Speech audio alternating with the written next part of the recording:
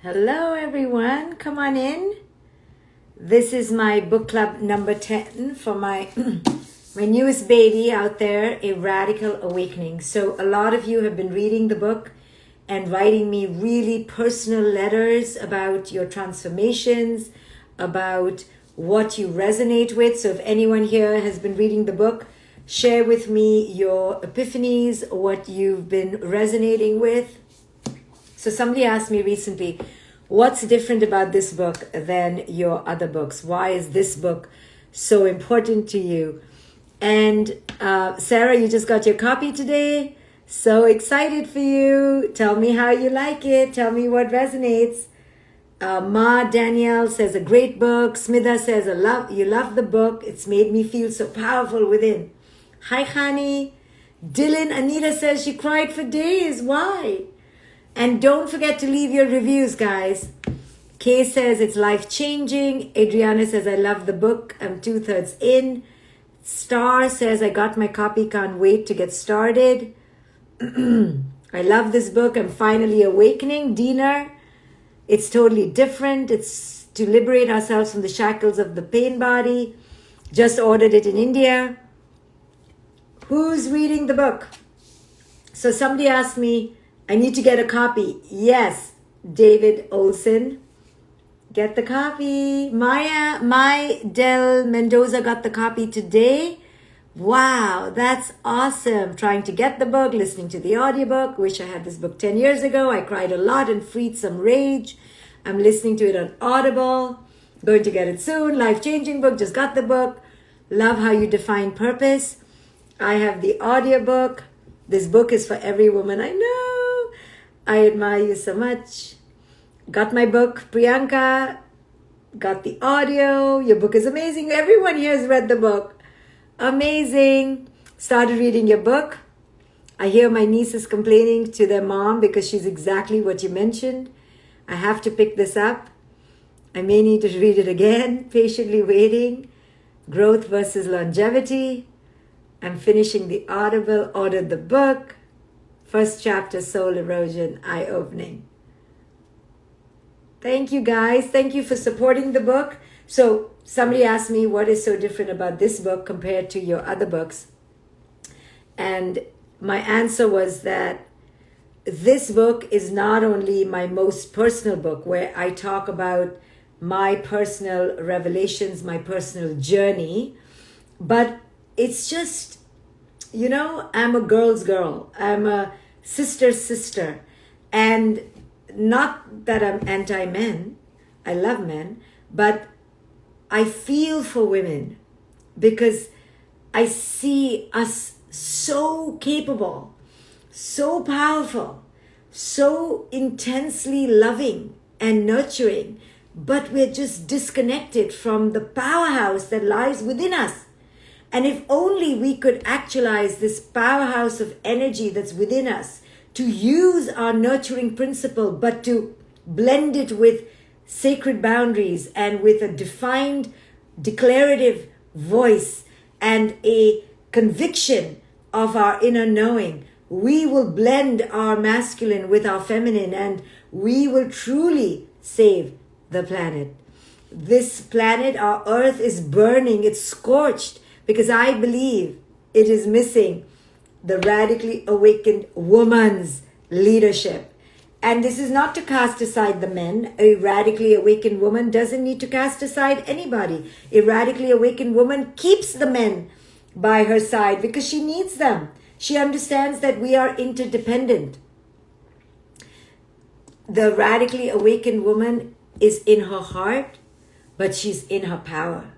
She understands what the greater good for all is. And she knows that unless all are unequivocally healing, there is no healing for one. So the radically awakened woman is one who understands that until the masculine is blended with the feminine, it cannot just be the masculine, it cannot just be the feminine. The masculine and the feminine has to merge into an integrated whole, which means that there is room for all. There is interdependency. The toxic hierarchies we've been living with and the toxic dualities we've been living with crumble because they are what has ruined our earth. Look around you. There is intense capitalism, intense consumerism. The earth is burning. Our children are suffering. It's because we are waiting for the radically awakened woman. So this book is very personal to me because I see the power in us women that we have denied, that we have sidestepped and sidetracked in our desire to get love and worth. Because we are hungry for external validation, because we were raised to be pleasers, raised to be givers, raised to be self-deniers, so afraid of being seen as selfish that we've actually, because we don't want to be seen as selfish, we've given up ourselves. We just threw out the whole body with the baby with the bathwater. Because we didn't want to be seen as selfish, we ruined ourselves. And until we reclaim ourselves, we will not raise our sons and daughters to enter their empathy, to enter their empowerment, to enter their sacred boundaries and their masculinity. We will not, because we are disconnected from our voice. You know, when I left India at the age of 21 and I came to America, I promise you, I exalted the Western woman, okay? No knock on Indian women. Indian women are badass and amazing in their own way. But I thought to myself, surely the Western woman doesn't have Indian women's problems. Surely the Western woman is badass and in her sovereignty, and she doesn't suffer people pleasing. She doesn't suffer conflict avoidance. She doesn't suffer loss of voice. Surely the Western woman is different. And when I came here and I began being a therapist and working with woman after woman, I was like, holy smokes. The prevalence of inner disconnection is in this woman, it's in that woman, it's in the rich woman, it's in the white woman, it's in the Guatemalan woman, it's everywhere. And that's why I, for years, have been waiting to be done with my parenting books. I needed to write 3 parenting books. And the minute I finished my 3rd one, I was like, now it is time for me to do my passion project. And this is I don't think, okay, I'm projecting into the future. I don't think I will love another book as much as this, because this is about my rebirth. And it's about allowing other women to birth. So it's very, like I'm a midwife to other women, like, come on, birth your true self. And this book reflects my birthing. So it's very personal. I imagine I will love other books I write, and I've got many under construction. But this one is very personal to me because I love women. I see us disconnected and it frustrates me because I know that we are capable and unpotentialized. And when we potentialize and actualize our inner connection to ourselves, I have seen such a huge change in me. I don't know, for people who've been following me for years, you know, people tell me you sound different, you look different, you just different. And I am. And I am because my inside is transformed. My consciousness has expanded. And that's what this book is for you to do to yourself, to expand your consciousness. It is a book infused with my journey and my heart and my soul. I mean, it's just got 380 pages, which was at one point 600 pages of intensity. So I start the book with a love note. A love note to my sisters. I say a love note to my sisters before you begin this book. This book is about your awakening. It is an ode and an homage to your authentic self, the self that is waiting to be birthed anew. We all yearn to be free, and yet we feel encaged in our daily lives, consumed by fear and unworthiness. What these pages promise you is a path out of the cage toward a new vision of yourself. To awaken and evolve means to deeply understand ourselves. This involves befriending the parts of us that we may not want to see, especially our pain. when we fully accept our pain for what it is without sugarcoating it and certainly without apologizing for it, and we observe the many ways we have co-created it, we can begin to transform the pain into wisdom. So when I write a book, it's not biographical and it is not entertaining. I'm here to teach at my essence, at my soul. If you ask me, what are you, Dr. Shefali? I'm like, I am a teacher. More than a psychologist, more than anything, a writer. I'm just a teacher. And I just happen to teach about consciousness. This is my passion. This is my love. It is my gift to women, sister to sister, because nothing... Yes, I voiced my audiobook. I recorded my own audiobook, yes. So nothing gives me more joy than to see a woman move from fear to power. I mean, there is something incredibly hypnotizing, mesmerizing, alluring about a woman who moves from fear to power. You know, when I look back on my own journey, I see how trapped I was, how afraid I was. And you know why I was afraid? Not because somebody out there was tyrannizing me, thank goodness. Not because somebody out there was holding me back, but because in my mind, I was more married to my image of how I should look to the outside world. I wanted to so be the good girl that I was... Sorry about that. I was more married to my image of the good girl, the savior, the one who was competent and could do it all, than I was to my authentic self. When I realized that you know what? You are just more married, more connected, more betrothed, more enslaved by your idea of who you should be than who you really are. And when I realized that, when it came front and center, and I realized that I am living an image, that I am living an idea, that I am living in my fantasy of who I should be, except that I was ignoring who I really was. Who am I now? Who are you now? Most of you, like I did for years, 25 years, 44 years, we are living in the fantasy of an image of who we want to project ourselves to be out into the world, because that's how we learned to get food, emotional food. It's not our fault. We needed emotional food. Who doesn't want to eat? We're like, we'll do anything. So we sacrificed. Yes, you can buy this book in bulk. Of course you can.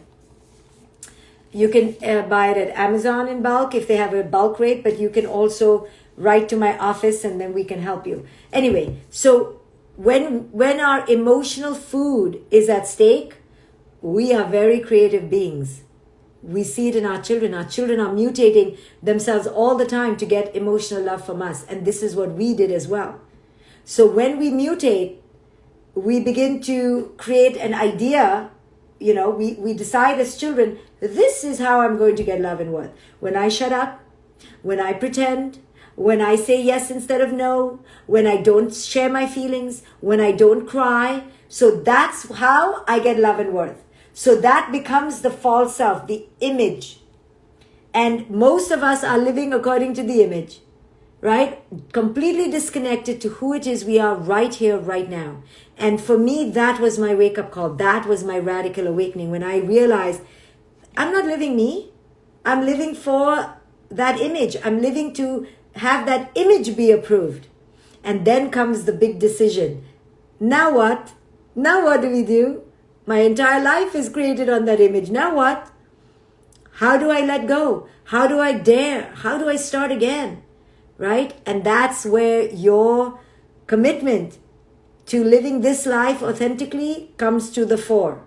And I had to ask myself, okay, if you have just one life, are you going to live it in your false self? Or are you going to live it to try to touch your truest, authentic version of you? Which one is it going to be, Shefali? And this is the question you have to ask yourself. What is it going to take How many more rock bottoms? How many more dysfunctional relationships? How many more drinking episodes? How many more days on the sofa is it going to take for you to wake up to say, you know, I freaking have only one life as I know it. I may come back as a beetle or a caterpillar. I really don't know. So chances are this may be it in this body. So how do I want to live this life? Do I want to live it as a pawn to culture, to society, to my mom, my dad, my partner, to my children? And this is the liberation. When you realize that you actually, at the end of the day, owe only yourself your truth. That is a radical awakening. Now, you may think that's so selfish. You're just thinking of yourself. You're just propagating a narcissistic vision of the self. Not true. Because when you own yourself, when you are connected to your knowing, you actually emanate and radiate only interconnected, unconditional love. You know why? Not because you're suddenly some Buddha, but it goes together. Because when you are connected to yourself, you don't need other people. Now you'll say, Dr. Shivali, that sounds so selfish and so brutal and so cold. You don't need anyone? Yes, you don't need anyone, but you are interconnected to everyone. But you don't need people for love and approval and validation and worth. There's a big difference. You give, you don't need, because you are fulfilled from within. So, the question to ask yourself today is, what are you waiting for? What are you afraid of? Because let me tell you, once I went through my radical awakening and came out on the other side, I came out free. I came out unburdened. I came out, oh my goodness, I had no words. There are no words for freedom. You know, the free air of freedom, there are no words for it, okay? It is only an experience. Some things can only be experienced, like the smell of a rose, the touch of velvet, the beguiling colors of a sunset. You can't explain. The touch of a lover, the touch of a baby. How can you explain the softness of a baby's butt, the cheeks? You cannot. You have to experience it.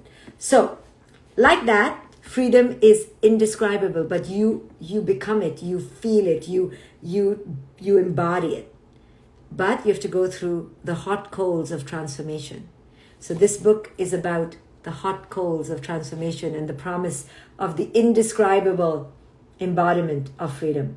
So this is what I promise you in this book. If you're willing to receive, this book will deliver. It is written from the depths of my soul. And it speaks to intense cataclysmic transformation. So if you are ready for it, this book is ready for you. Get the book. Thank you for joining me on my book club. I will see you in my next book club when I see you.